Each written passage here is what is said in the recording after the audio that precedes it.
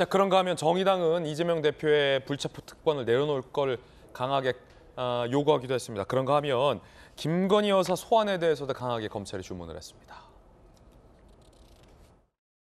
검찰에게 다시 한번 강력히 촉구합니다. 김건희 여사를 즉각 소환 수사하십시오. 정의당은 지금 검찰에게 마지막 기회를 주고 있는 것입니다. 대통령실 눈치 보기로 수사를 회피한다면 검찰은 수사권을 내려놓아야 할 것입니다. 자, 그런가 하면 이 조정훈 시대전환 의원 같은 경우는 민주당이 주장하고 있는 김건희 소위 특검 패스트트랙과 관련해서 이거는 이혼하라는 거 아니냐라며 반대한다라는 입장을 밝히기도 했습니다. 전윤기 의원은 어때요? 당연히 해야 되는 건 아닙니까? 그러니까 좀 전에 우리 김명민 비대위원께서 말씀을 해주셨는데 대통령 당선돼가지고 있는 범죄가 없어지는 건 아니지 않습니까? 대통령과 결혼하기 전이라고 해서 있던 범죄가 없어지는 건 아닙니까?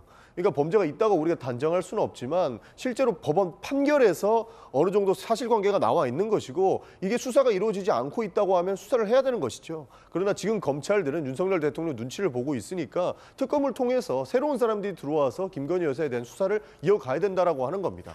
뭐 지금 대통령실에서는 2년 동안 민주당 정부에서 탈탈 털었다고 이야기하는데요. 2년 동안 민주당 정부에서 윤석열 대통령은 검찰에서 요직이라는 요직은 다 맡고 있었어요.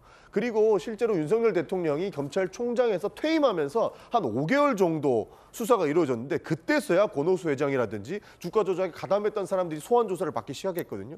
수사가 제대로 이루어지지 않았고 앞으로는 수사가 더 불투명하기 때문에 이것은 특검을 해서라도 해야 된다. 대통령과 결혼하기 전이라고 해서 대통령과 이혼하라는 말이냐 이런 말로는 있던 혐의 자체가 없어지는 건 아니다. 이건 수사를 해야 된다. 이런 말씀 드리겠습니다. 예, 전윤기 의원의 주장도 들어봤습니다.